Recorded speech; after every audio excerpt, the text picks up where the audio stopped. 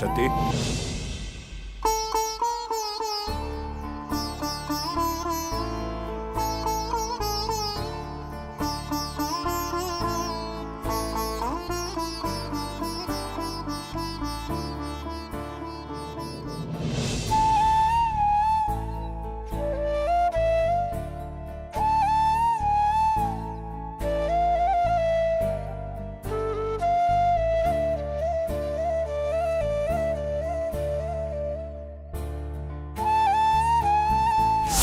சக்தி madam ஒரு அம்மா ஸ்தானத்துல இருந்து தான் அக்காவுக்கு கல்யாணம் பண்ணி வச்சிருக்காங்க. அப்படியெல்லாம் செஞ்சவங்க இந்த அல்ப நகைக்கு ஆசைப்பட போறாங்க.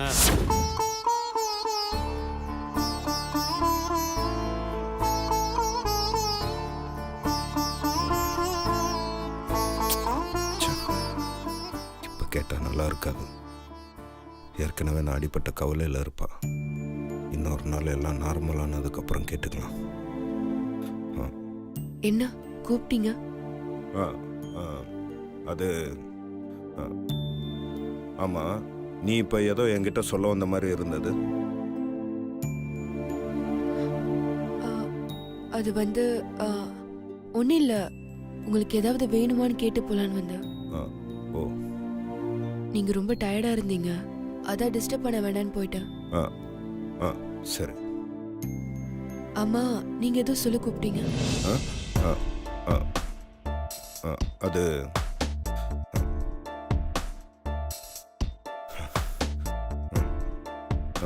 ஒன்றும் இல்லை, குடிக்க கொஞ்சம் பால் இருந்தா கொண்டு வா. உடனே எடுத்துட்டு வரேன். எங்க வலி ரொம்ப அதிகமா இருக்கா? இல்லை, நார்மலாக தான் இருக்கு. சரி, நான் போய் பால் கொண்டு வரேன்.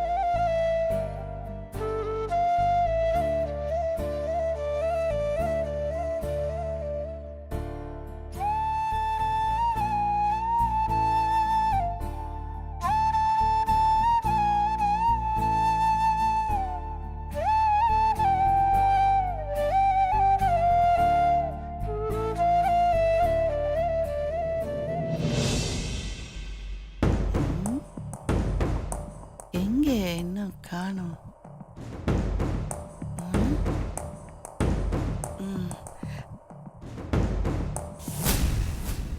வர வர வர. எதுக்கு இந்த பாட்டு இப்படி ஓடுது?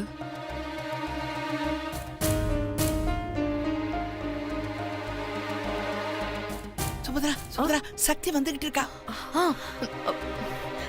அத்தை,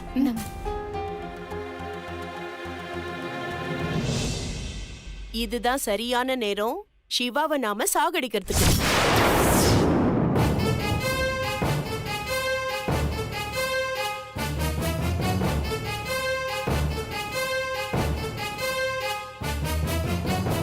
எப்படி அத்தை கரெக்டா சொல்றீங்க? நாம நினைச்சது நடக்கல. சிவா ஆக்சிடென்ட்ல இருந்து தப்பிச்சிட்டான். ஆனா அதே நேரம் ஹாஸ்பிட்டலுக்கு போய் ட்ரீட்மெண்ட் பார்த்துட்டு தான் வந்திருக்கான். அதுக்கு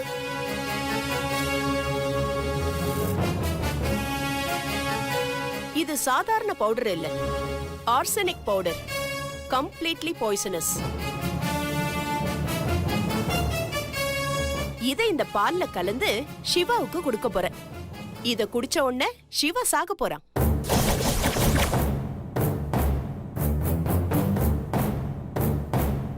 நம்ம மேல யாருக்கும் எந்த டவுட்டும் வராது. பழி ஹாஸ்பிட்டல் மேல விழும். சொத்து நிரந்தரமா நம்ம கைக்கு வந்துரும். இதுதான் என்னோட பிளான். எப்படி? சூப்பர் அத்தை.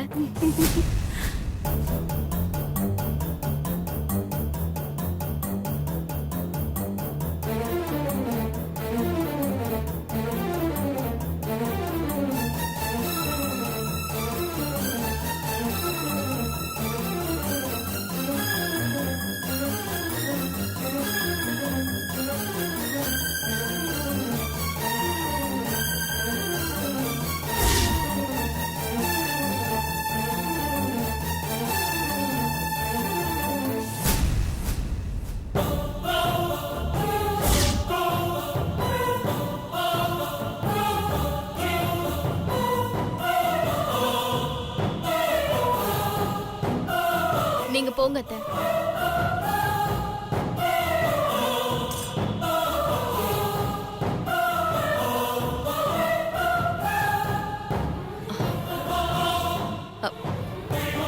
பாத்தியா ஐஸ்வர்யா, நீ சொன்ன மாதிரியே சக்தி எல்லாத்தையும் கேட்டுட்டு கிளம்பி போயிட்டா. இத கேட்டு சக்தி சும்மா இருக்க மாட்டா. நிச்சயம் ஏதாவது பெரிய பிரச்சனை பண்ணுவா.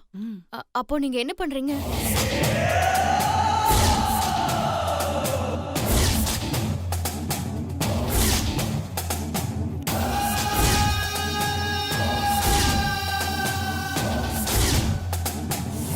அத்தை ஒரு நிமிஷம்.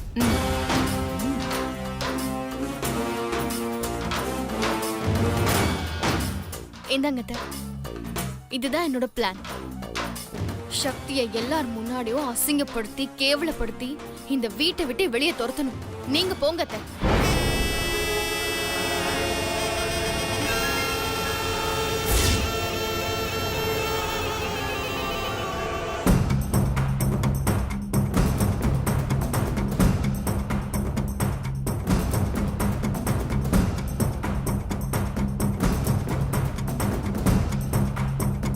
Hello police station.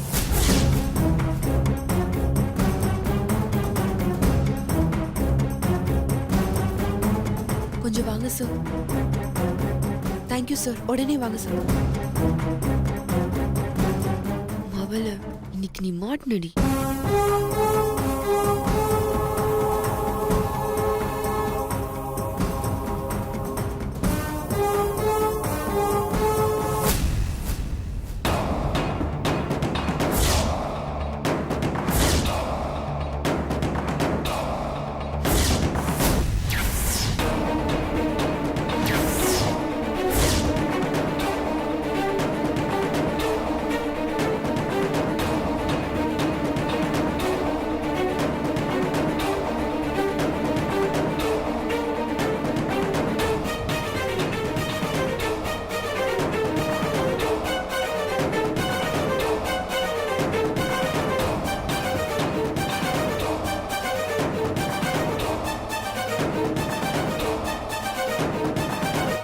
என்னென்ன உனக்கு இப்படி ஆயிடுச்சு? தாரணி, சும்மா ஏதாவது யோசிச்சுட்டு இருக்காத.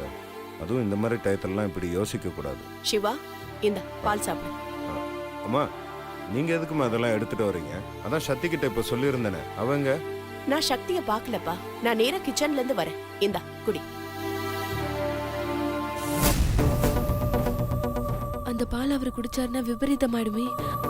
என்ன பண்ணலாம்? போலீஸ் வர இன்னும் காணோம். பேசாம நம்மளே போய் தடுத்துடலாமா?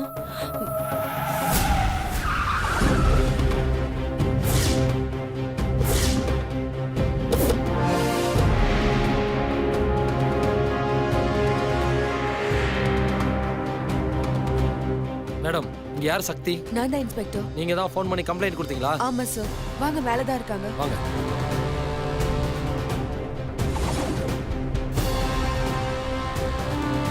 நிறுத்துங்க.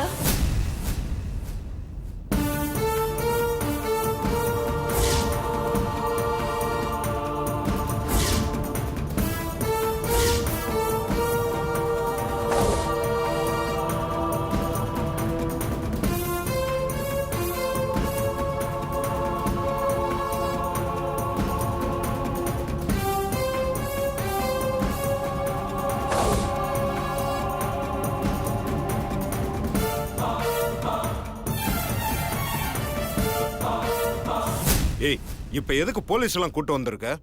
இத்தனை நாளா பாசத்துக்காக ஒரு பாம்புக்கு பாலை ஊத்திட்டு இருந்தீங்க. என்னைக்காவது ஒரு நாள் அது விஷத்தை தான் கக்குன்னு தெரியாம இருந்துட்டீங்க. ஏய் எதுக்கு போலீஸ கூட்டு வந்தேன்னு கேட்டா பாம்பு பாலுன்னு சம்பந்தம் எல்லாம் பேசிட்டு இருக்க? சம்பந்தம் இருக்குங்க.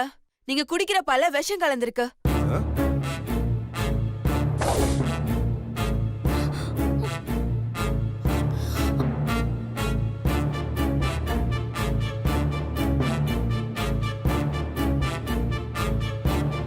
ஏய் இந்த பால்ல விஷம் கலந்திருக்குன்னு உனக்கு யார் சொன்னது?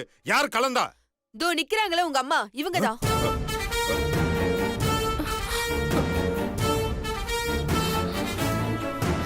அம்மாவா?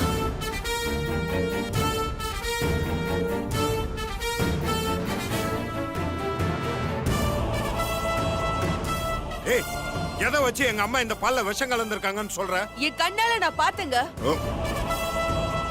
அம்மா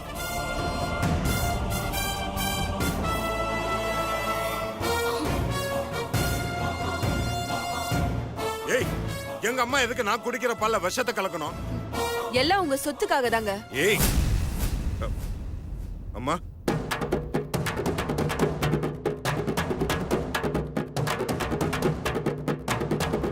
ஏண்டி அவங்க கிட்ட இருக்கிற சொத்துக்காக அவங்க எதுக்கு என்னை கொல்ல பார்க்கணும்?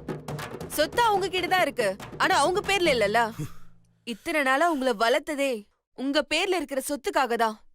எல்லாம் உண்மையை தெரிஞ்ச ஐஷு, நான் சிவா சொத்துக்காக இதெல்லாம் பண்றேன்னா இந்த சொத்தே வேண்டான்னு எழுதி கொடுத்தவனா இந்த சொத்துக்கு நான் ஆசைப்படுவேனா? அது நீங்க நடத்தின நாடகம். எங்க இதுக்கு மேல விட்டா சொத்து நம்ம கைக்கு வராம போயிடுமோன்னு இவருக்கு பால்ல விஷத்தை கலந்து கொல்றதுக்கு பிளான் பண்ணிருக்கீங்க. ஏய், பால்ல எதை கலந்தாலும் அத விஷம்னு சொல்வியா நீ? எட்ட நின்னு பார்த்தா பால்ல சர்க்கரையை கலந்தாலும் விஷத்தை கலந்தாலும் ஒரே மாதிரியா தான் இருக்கும். எட்ட நின்னு பார்த்தா வித்தியாசம் தெரியாதுதான். ஆனா கன்ஃபார்மா நான் சொல்றதுக்கு காரணம் நீங்க உங்க வாயால ஆர்சனிக்ன்ற ஒரு பவுடரை கலக்கிறதா நீங்க சொல்லிருக்கீங்க. நான் யார்கிட்ட சொன்னேன்? தோ நிக்கிறாங்களே, நீங்க என்ன தப்பு பண்ணாலும் உங்களை பாராட்டிட்டு இருக்கிற உங்க அம்மா, நீங்க இதுக்கப்புறம் செய்ய போற தப்புக்கு உறுதுணையா இருக்க போற ஐஸ்வர்யா, இவங்க கிட்ட தான் சொல்லிருக்கீங்க.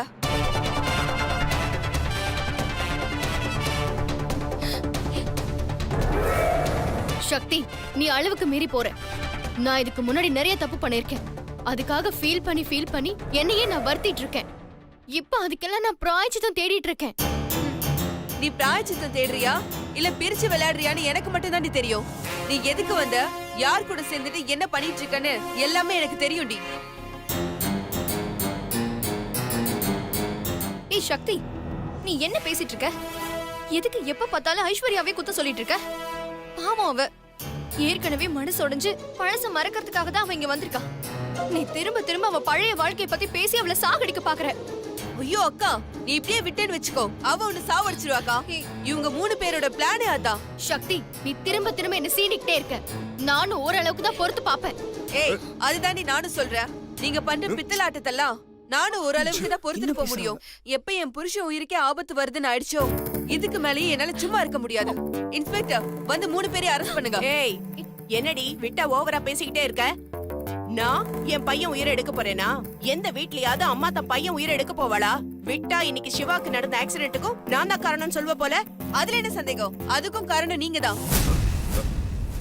பாத்தியா சிவா, விட்டா உன் வாழ்க்கையில நடக்கிற எல்லா பிரச்சனைக்கும் நான் தான் காரணம்னு சொல்வா போல. அத்தை, அதுதான் உண்மை. ஏய் பாரு சிவா, நீயே பாத்துக்கோ. ஏய் எல்லாத்துக்குமே ஒரு அளவு இருக்கு. நீ கம்ப்ளைண்ட் பண்ணது எங்க அம்மா மேல. இங்க இருக்கிற வேற யார பத்தி சொல்லியிருந்தா கூட நான் ஒரு செகண்டாவது யோசிச்சிருப்பேன்.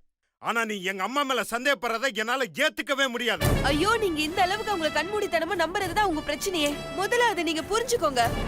இவங்க நீங்க நினைக்கிற மாதிரி நல்லவங்க கிடையாது. இவங்க உங்க மேல வச்சிருக்க பாசெல்லாம் உங்க சொத்துக்காக மட்டும்தான். அந்த சொத்தை அவங்க எப்பவும் அனுபவிக்கணும்னு மட்டும்தான்.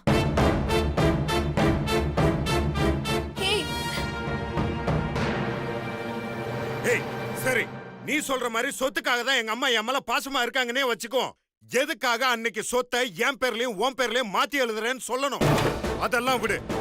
அசோக் என் மேல கேஸ போட்டு நடு தெருல கொண்டு வந்து நிப்பாட்டினான். அப்ப எங்க அம்மா என்னை விட்டு போனாங்களா? சொல்லு, என்னை விட்டு போனாங்களா?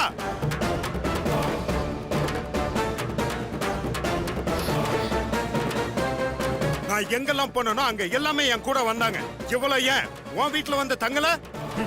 எங்க அம்மா நினைச்சிருந்தா உன் வீட்ல வேணா எங்கயா ஹோட்டல்ல ரூம் போட்டு கொடுன்னு சொல்லி இருக்கலாம். எல்லா கஷ்டத்தையுமே எனக்காக தாங்கிக்கிட்டாங்க. அப்படிப்பட்ட எங்க அம்மா எனக்கு விஷம் வச்சாங்கன்னு சொல்லி நீ போலீஸ கூட்டு வருவ. இன்ஸ்பெக்டர். சரிங்க சார், நீங்க சொல்ற மாதிரி இந்த பால்ல விஷம் இல்லைன்னா முதல்ல அதை நிரூபிக்க சொல்லுங்க. ஆமா, அவங்க இந்த பால்ல விஷம் இல்லைன்னு சொல்றாங்கல்ல, அப்ப இந்த பாலை குடிக்க சொல்லுங்க. ஏய், அம்மா தான் பண்ணலன்னு சொல்றாங்களா? சிவா ஒரு நிமிஷம். அம்மா, இப்ப என்ன, உனக்கு இந்த பால்ல விஷம் இருக்கா இல்லையான்னு தெரிஞ்சுக்கணும், அவ்வளவுதானே? அந்த பாலை நானே குடிக்கிறேன், கொடு. அது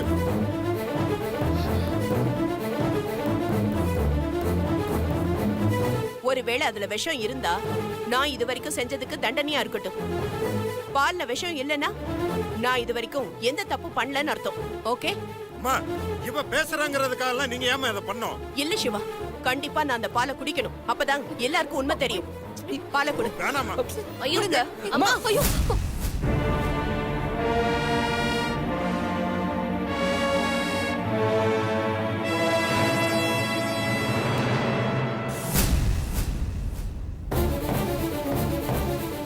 அம்மா, அம்மா அம்மா வேணாம்மா.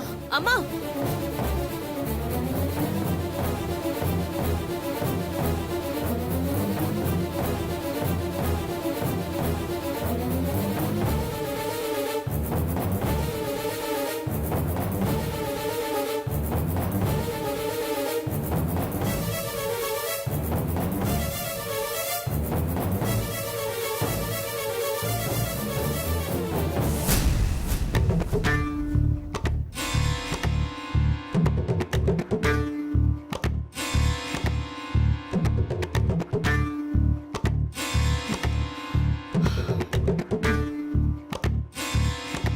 என்ன சக்தி, நீ சொன்ன மாதிரி இதுல விஷம் கலந்திருந்தா இந்நேரம் நான் செத்திருக்கணும். எனக்கு எதுவும் ஆகலையே.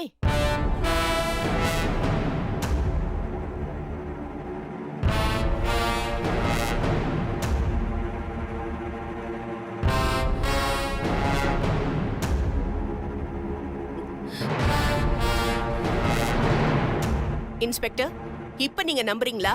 என்னம்மா ஏதோ சொன்னீங்க, ஒரு அம்மாவே தான் பையனுக்கு பால்ல விஷம் வச்சு கொல்ல போறாங்கன்னு? ஐயோ இன்ஸ்பெக்டர், பால்ல விஷத்தை கலந்தது என் கண்ணால பார்த்தேன். கண்ணால பார்த்தேன்னு சொல்றீங்க, அது உண்மைனா இந்நேரம் அவங்க இறந்துருக்கணும்ல.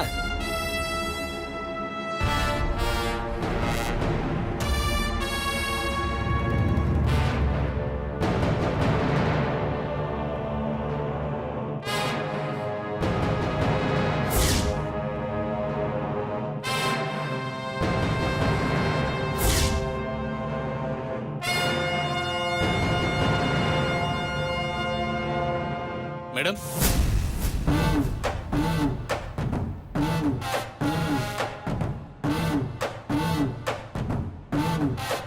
சார், நீங்க எதுக்கு வந்திருக்கீங்க?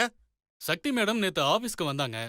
அன்னைக்கு நீங்க உங்க அம்மா பேர்ல சொத்தையெல்லாம் மாத்தி எழுதி கொடுத்தத அவங்க பேருக்கு மாத்தி எழுதணும்னு கேட்டாங்க. அதுக்கான டாக்குமெண்ட்ஸ் தான் ரெடி பண்ணி கொண்டு வந்திருக்கேன்.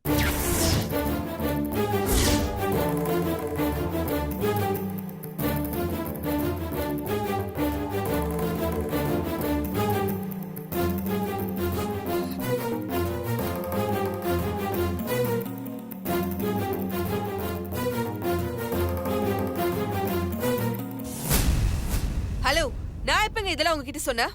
என்ன மேடம் நீங்க, நேத்து நீங்க தானே ஆபீஸ்க்கு வந்து என் ஹஸ்பண்ட் அவசரப்பட்டு சொத்தையெல்லாம் அவங்க அம்மா பேருக்கு மாத்தி எழுதிட்டாரு, அதை என் பேருக்கு மாத்தணும், டாக்குமெண்ட்ஸை ரெடி பண்ணி கொண்டு வாங்கன்னு சொன்னீங்க.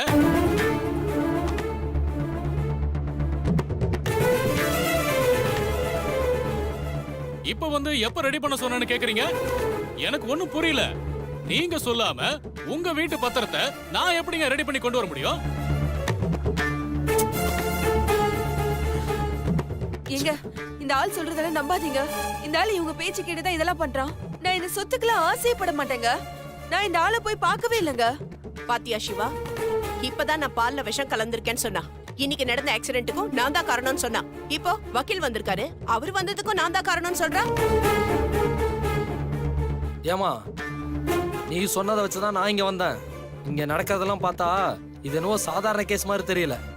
எனக்கு என்னமோ நீ எல்லாத்தையும் பண்ணிட்டு அந்த அம்மா மேல பழி போடுற மாதிரி தெரியுது. ஐயோ இன்ஸ்பெக்டர், நான் சொன்னதெல்லாம் உண்மை. என்ன நம்புங்க. இவங்க மேல பழிய போடணும்னு நினைக்கிறேன்னா எதுக்காக உங்களை வர வைக்கணும்? சத்தியமா சொல்றேன், நான் சொல்றதெல்லாம் உண்மை. மா, தப்பு பண்றவங்க எல்லாரும் சத்தியமா நான் பண்ணலன்னு தான் சொல்லுவாங்க. நீங்களும் அதே தான் சொல்றீங்க. ஏதோ பெரிய இடம்னு பார்த்தா இது ஏதோ விபரீதமான கேஸா இருக்கும் போல இருக்கே. சொத்தெல்லாம் மாத்தி எழுதுற அளவுக்கு போறீங்கன்னா உங்க மேலதான் எனக்கு சந்தேகமா இருக்கு. நீங்க எதுக்கும் ஸ்டேஷன் வரைக்கும் வாங்க, உங்ககிட்ட நிறைய விசாரிக்க வேண்டியது இருக்கு.